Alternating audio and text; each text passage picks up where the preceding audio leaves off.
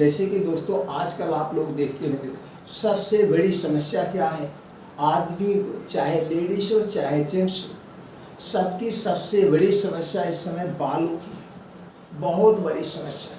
अब आज के ज़माने में देखने को मिल रहा है 8 साल 10 साल का जो भी लड़का है उसके भी बाल सफ़ेद होते जा रहे हैं, वो भी बाल टूटते जा रहे हैं, टकला होते जा रहे हैं, बाल झड़ते जा रहे हैं। आखिर क्या है इसका सबसे बड़ा रीज़न, क्यों ऐसा हो रहा है?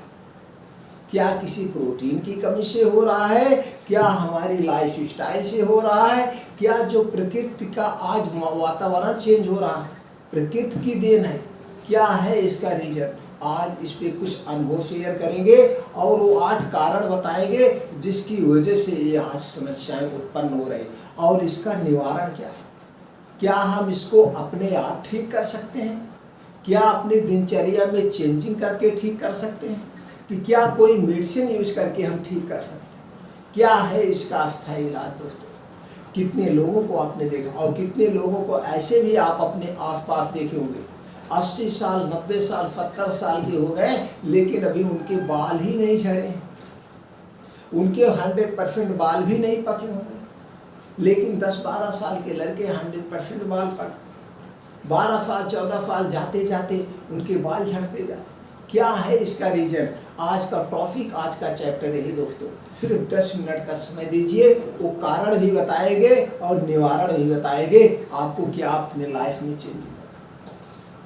दोस्तों सबसे बड़ी जो आज के ज़माने हमारे अपने साथ जो बड़ी समस्या है, सबसे बड़ी समस्या इसका कोई उपचार नहीं। बाल का झड़ना और बालों का पकना, इसको कोई मेडिसिन नहीं रोक सकती। इसको रोक सकते हैं तो सिर्फ और सिर्फ आप अपने लाइफ स्टाइल में चेंजिंग करके, अपने खान पान में चेंजिंग करके, इसका यही एक अस्थायी इलाज है।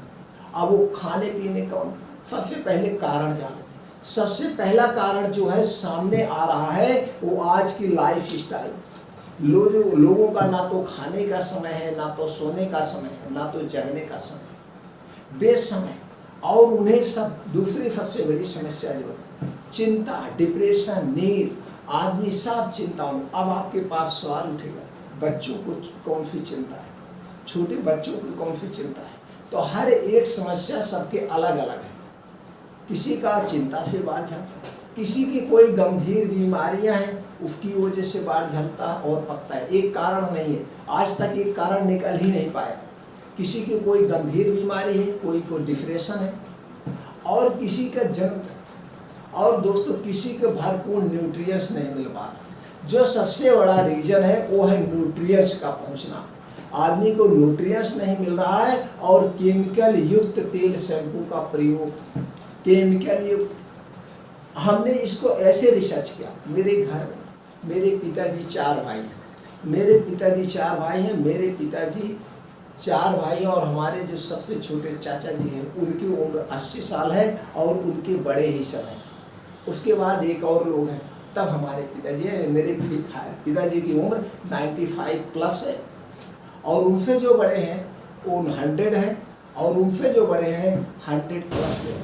यानी कि 4-5 साल का सब में डिफरेंट है और चारों भाई आज भी मौजूद हैं।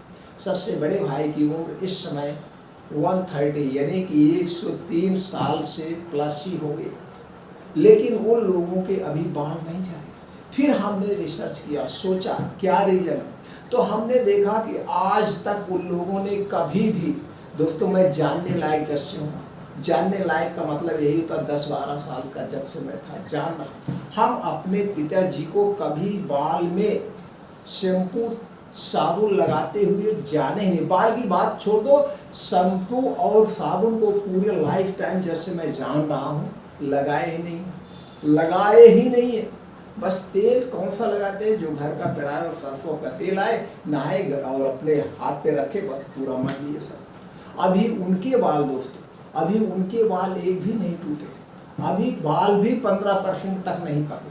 तो हमारे सामने जो समझ में आया कि सबसे ज़्यादा एक ये भी इफेक्ट डालता है, उन सब में केमिकल होता है। तो इसके लिए हमको जो घर पर प्रकृति चीज़ें हैं, जैसे हमें फतरीठा लेना चाहिए। हमें अपने बालों को अगर धोना ही चाहते हैं तो आप समझ में आइए कि बाल कैसे धुले। अगर आपको बाल धुलना है तो आप जो है आंवले के चूर से धुलिए। आप त्रिफला चूर से बाल त्रिफला चूर को पानी में भिगो दीजिए, उससे आप बाल धुलिए। आपके आसपास एलोवेरा होगा, एलोवेरा का पेड़ नहीं होगा तो एलोवेरा का पेड़ लगा दीजिए, 4-5 दिन में तैयार हो जाएगा। उससे आप अपने बालों को धुलिए, नेचुरली ढंग से धुलिए।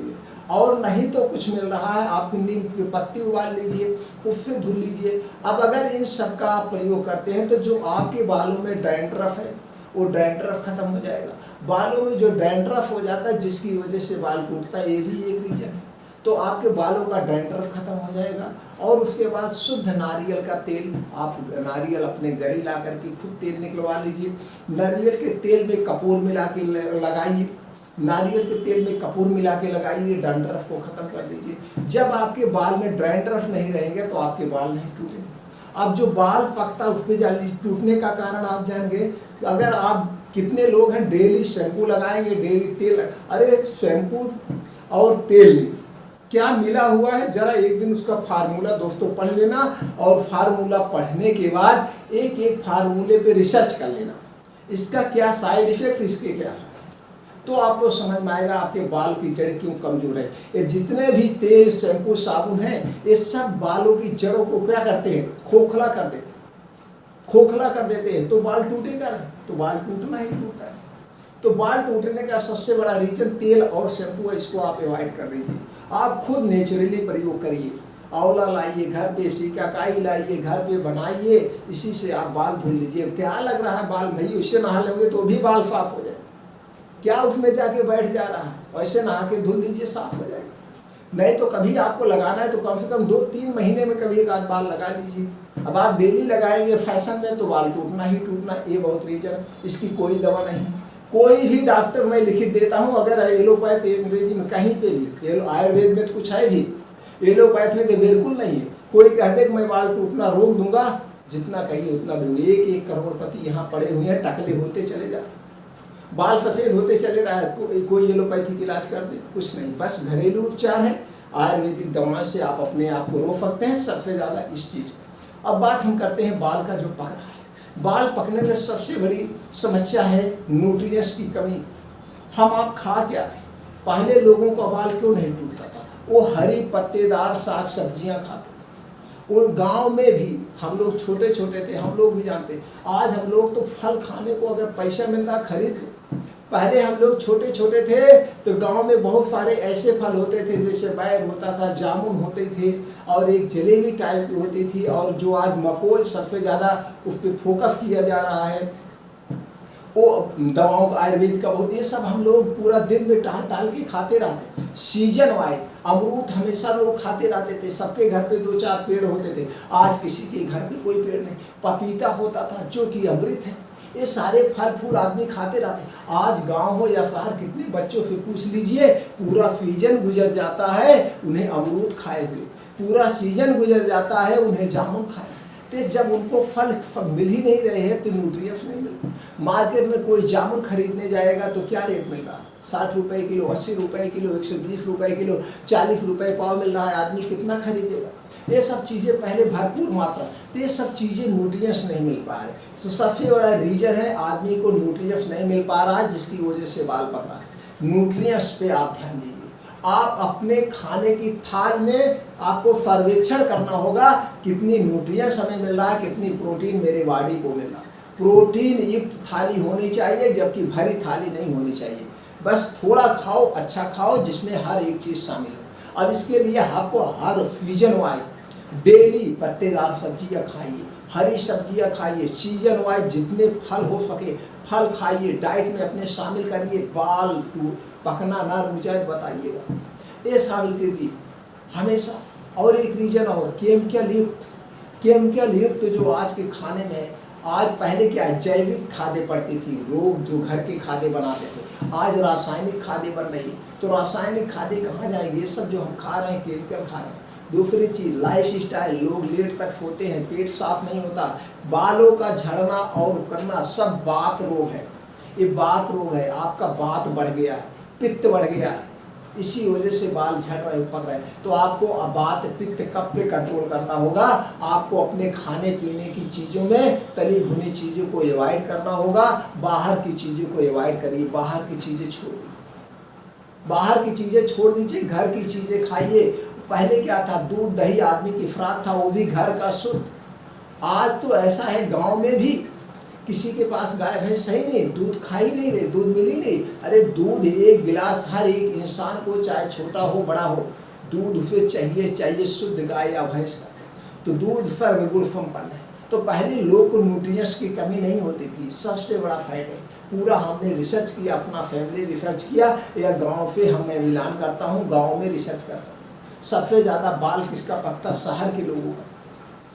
कारण यही है, उनको न्यूट्रिएंट्स नहीं मिल रहा है, गांव वाले को न्यूट्रिएंट्स मिल रहा है। तो आप लोग खुद खाने की अपनी डाइट बढ़ाइए, अपने आप बाल टूटना और पकना दोनों रुक जाएगा। ये सबसे सटीक तरीका है डाइट। और ये तो छोटी मोटी बीमारियां हुई, कोई बीमारी गंभीर बीमारी हो गई उसकी वजह से आपका बाल कभी कभी फैट, लेकिन ये सब ज़्यादा नहीं। आपको न्यूट्रिएंट्स सबसे बड़ा फैट है। आप अपने खाने में न्यूट्रिएंट्स शामिल करिए, योगा करिए, एक्सरसाइज करिए, और इन सब का एक उपाय है, आपको कपाल भांति करना है। कपाल भांति जरूर करिए। और शीर्षासन, शीर्षासन आप 3 महीने लगातार कर लीजिए। 3 महीने शीर्षासन कर लीजिए, बालों का पकना, बालों का झड़ना ऑटोमेटिक रुक जाएगा। शीर्षासन आप दीवार के सहारे कर सकते हैं।